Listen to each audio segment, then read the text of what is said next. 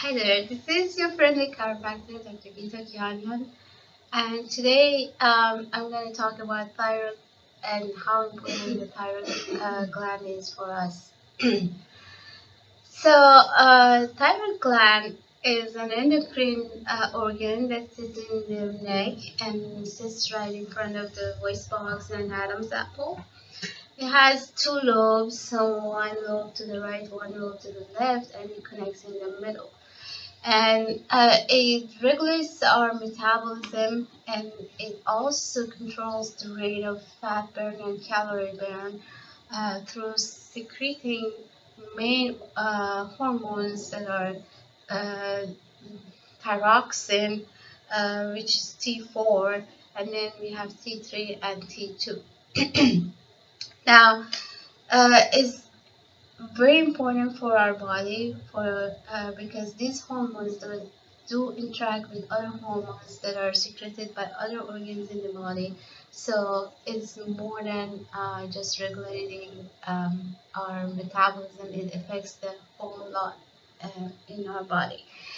Now, if in kids, especially thyroid is responsible for their growth, so if it's not working properly, it could affect their growth. And in adults, there are other symptoms that are associated with thyroid not working properly. There's a lot of autoimmune disorders, um, eczema, um, weight gain, weight loss, fibromyalgia, um, irritable bowel syndrome, infertility, and these also could be symptoms of thyroid not working properly. Now, what is hypothyroidism? Hypothyroidism is when uh, the thyroid hormones falls lower than normal level, and the symptoms could be like fatigue, loss of energy, sleepiness in the afternoon, difficulty losing weight, weight gain, rough skin, hair loss, excessive hair loss or fragile nails, and feeling cold at all the time. There are other symptoms that could be associated to low thyroid level, and one of them could also be a low IQ. Now, what is hyperthyroidism? Hyperthyroidism is too much of thyroid hormone in the body. And when your thyroid is overactive and too much T4 is produced, you could have hyperthyroidism, and the symptoms could be rapid heartbeat, irregular heartbeat, eye bulging appearance, difficulty concentrating, nervousness, sleepiness, insomnia, frequent bowel movement, or irregular menstrual cycle. So these are all contributed to hyperthyroidism. Now we have also some autoimmune disorders that are associated to a thyroid gland. Hashimoto's thyroiditis is an autoimmune disease, and is when your immune system is attacking your thyroid gland. And the symptoms again could be fatigue, weight gain, constipation, hair loss, feeling cold all the time, and having depression or heavy period. Even joint pain and paleness of the skin could be attributed to Hashimoto's disease. Graves' disease is also autoimmune disorder that relates to a thyroid gland, and it is this causes the same symptoms as hyperthyroidism, but the symptoms appear all of a sudden and out of nowhere. And there are tests that your doctors could order to detect your thyroid function.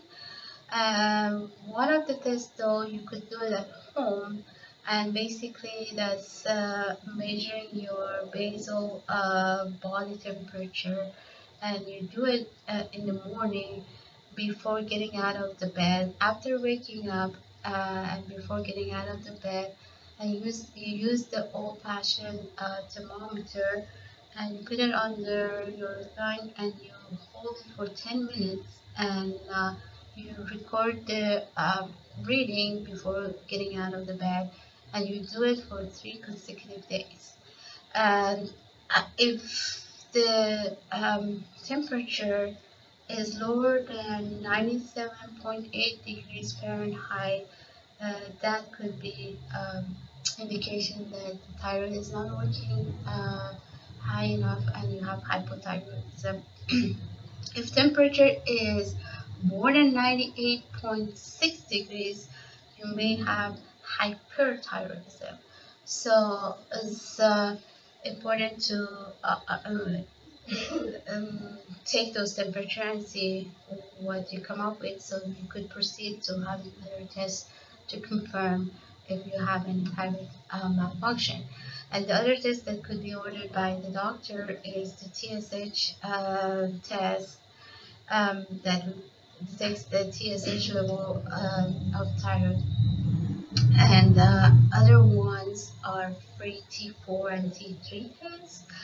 And then we have the thyroid antibody testing. Uh, and if the antibodies are found to be in the blood to your thyroid, it could indicate that there is an autoimmune disorder. So the antibody test is usually something that is not normally done when they say they do the thyroid test, but it should be emphasized and it should be uh,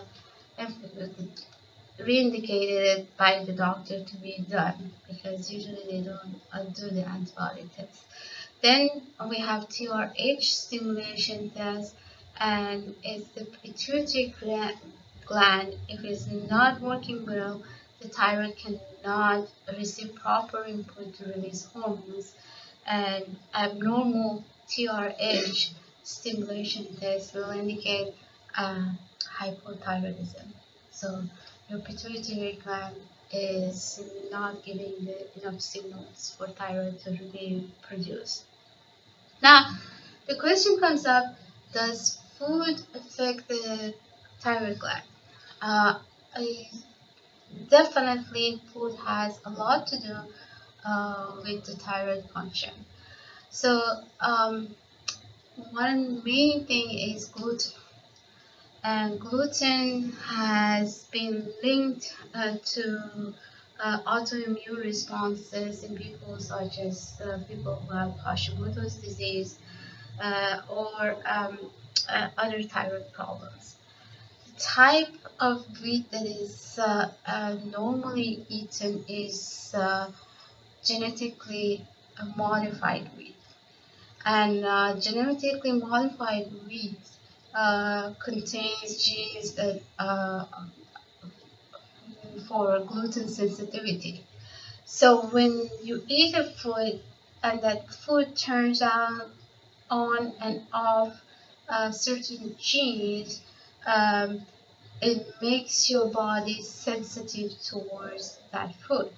So the more wheat you eat, the greater the chance that you will turn on and off the gene that is responsible for gluten sensitivity, and that would affect your thyroid eventually.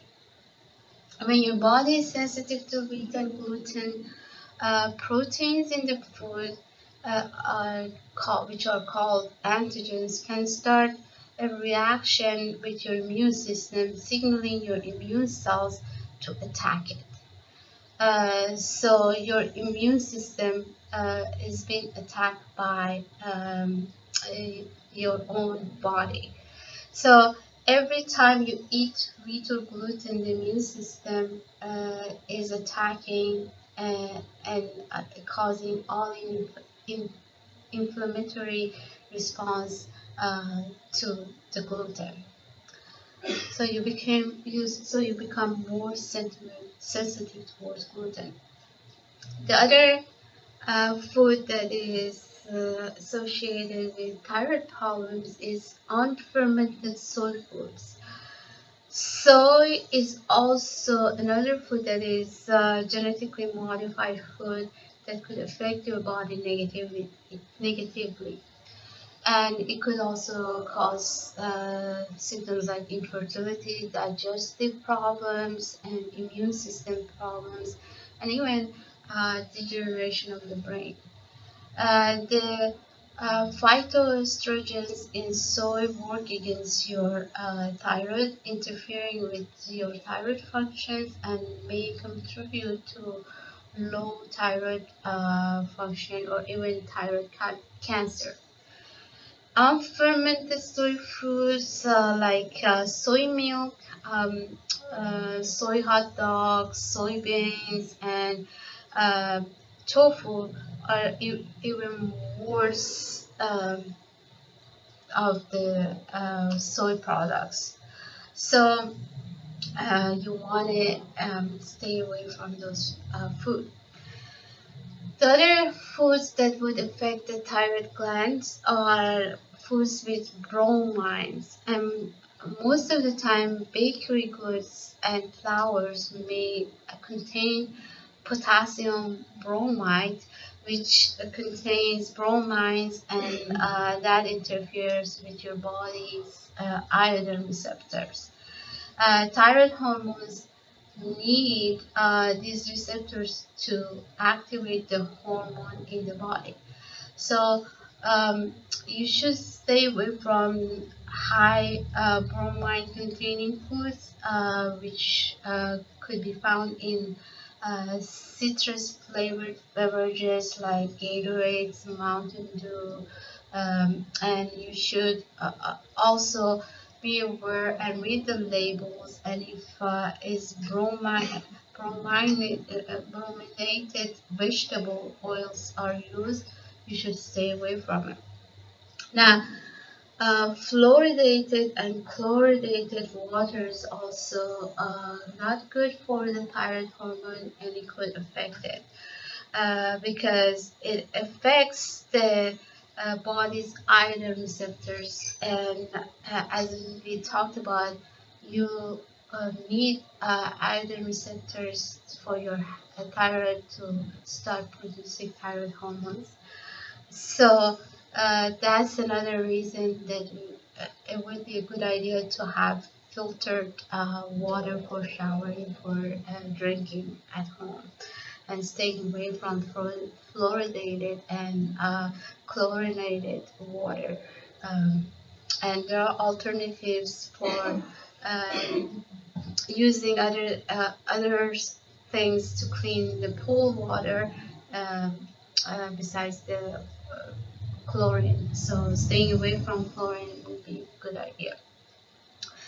Now, goitrogenic foods. There are foods that interfere with proper thyroid function, and they could be like broccoli, cabbage, cauliflower, peanuts with skins, soy foods, and Brussels sprouts. This means that if you have low thyroid function, you should not be eating this food daily because they interfere with your thyroid producing hormones. And maybe you want to reduce the intake of these foods um, to maybe once or twice a week at maximum, because goiter-genic foods are foods that cause goiter or enlargement of the thyroid gland, and in some cases the goiters get so big that you could visually see it. So those are the foods that you should be aware of. So if you are already having some thyroid issues, you should be staying away from consuming those foods on a regular basis, which I said again: broccoli, cabbage, cauliflower, peanuts with skin, soy foods, and Brussels sprouts. So limit the intake of those foods. Now, what are some nutritions that are helpful for thyroid gland? Um, there are five main nutrients that is necessary for thyroid gland to function properly. One of them is iodine. Iodine is required for the formation of the thyroid hormones, and sources of iodine could be fish, shellfish, seafood, raw milk, eggs, and iodized salt. People who are most susceptible to have iodine deficiency are obviously vegetarian and vegan diet people. So you if you don't eat fish or shellfish or seafood and you don't uh, uh, drink uh, raw milk, you should be aware of um, low iodine, so maybe iodine salt would be helpful. Now, the second one is selenium, and that's a trace mineral that elements that is involved for T4 to be converted to T3, and can lower the level of the thyroid antibodies in bloodstream. Some people notice a big difference in their thyroid disorder symptoms once they begin taking selenium supplement. Uh, and one of the best source for selenium is Brazil nuts. Number three, the third mineral that is necessary for thyroid to function is manganese. And that's the mineral that is involved in formation of thyroxine. Manganese deficiency can contribute to hypothyroidism, and high level of estrogen and insulin um, will reduce the absorption of manganese in the body. So food sources that are good for manganese are mussels, hazelnuts, pumpkin seeds, lima beans, spinach, kale, and bass. Number four is vitamin D. We need vitamin D for the thyroid to function properly. Vitamin D deficiency affects the thyroid cells by affecting the uptake of iodine and cell growth. Foods that are high in vitamin D include um, sardines in oil, tuna packed in water, cod liver oil, milk, liver, eggs, and cheese. Iron is number five, and deficiency of iron impairs the synthesis of thyroid hormone by reducing the activity of the enzymes called thyroid peroxidase. Food high in iron include liver, clam, squash, pumpkin seeds, cashews, beef, lamb, white beans, lentils, and eggs. So the other thing that could affect the thyroid gland to function is chemicals and pesticides in the food and environment. Because they interrupt the endocrine function in the body, and your thyroid gland is an endocrine gland, as we said previously. And so some of the pesticides that are harmful for your endocrine system, including thyroid gland, is methyl bromide, which is sprayed on strawberries. Uh, so there are other things that could interfere with your endocrine system. The common one that we've seen be BPA. If you look at some of the labels on some plastic bottles and stuff, you could see that they say BPA free, and that's uh, phthalates and bi- bisphenol A, and that's um, uh, is really harmful for your endocrine system. And we could see it in, like I said, in plastic bottles, in mattresses, carpets, and upholstery. The and flame retardant pajamas also have those that are not good. Um, so these are some of the things that you could be aware for your thyroid.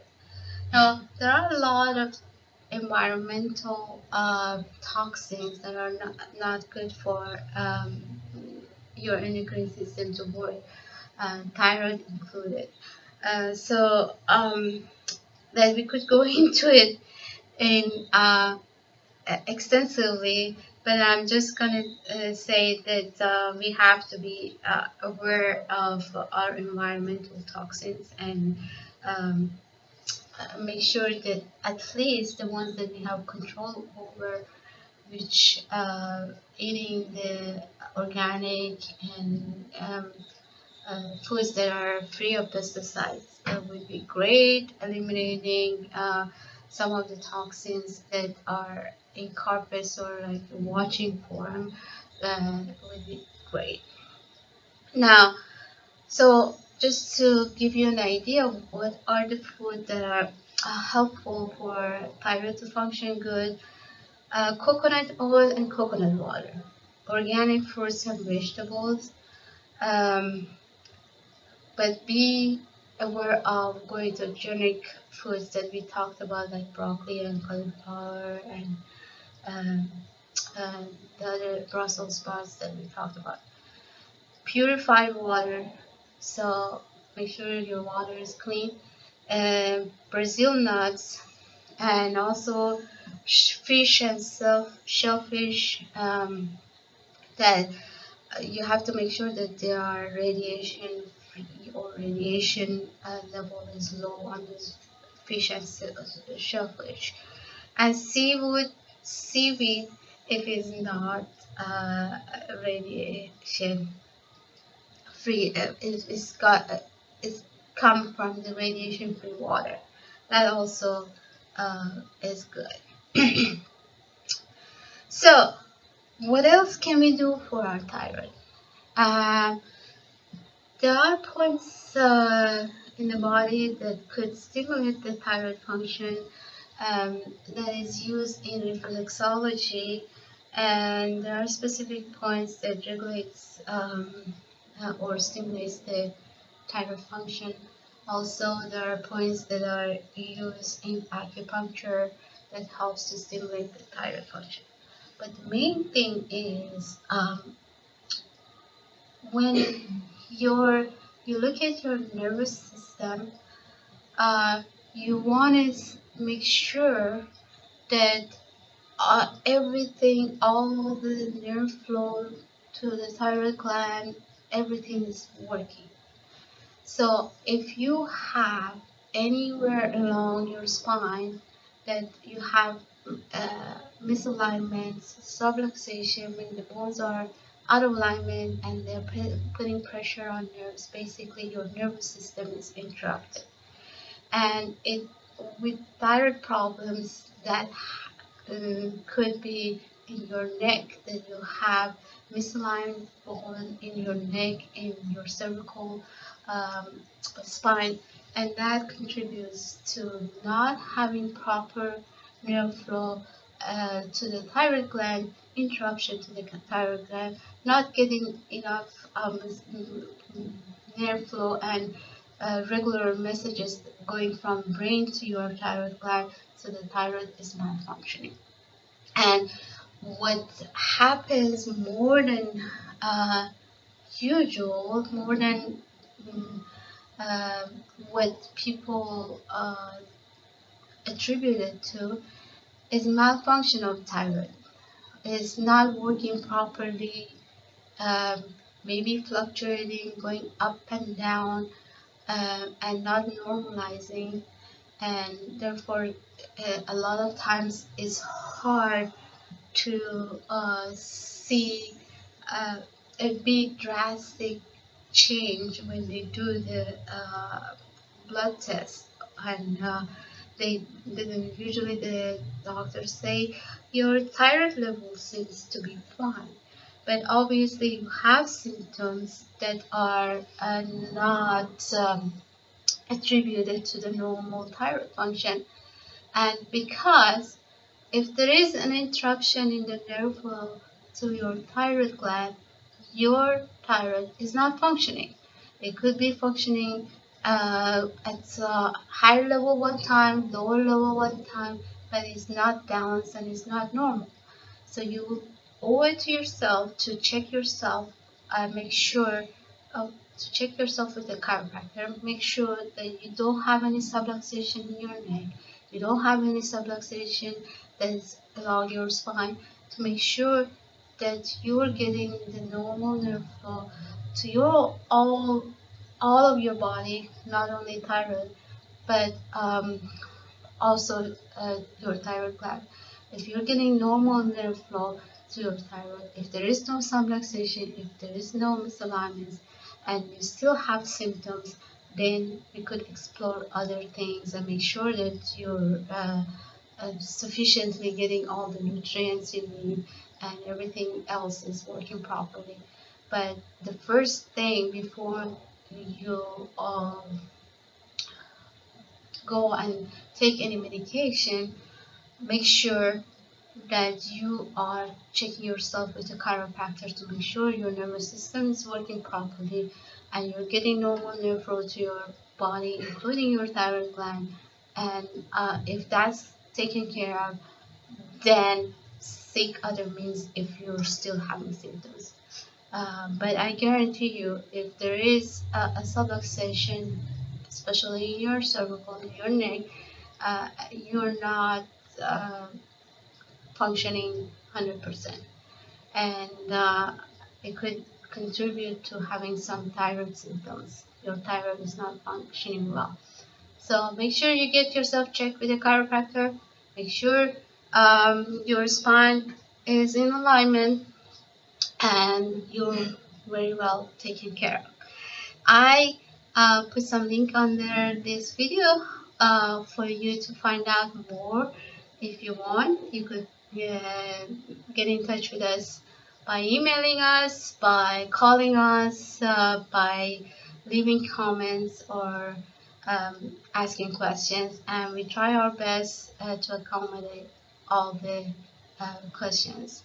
And until later, I'm gonna start series of these videos for your information, and I hope that you find the information helpful, and I'll see you next time.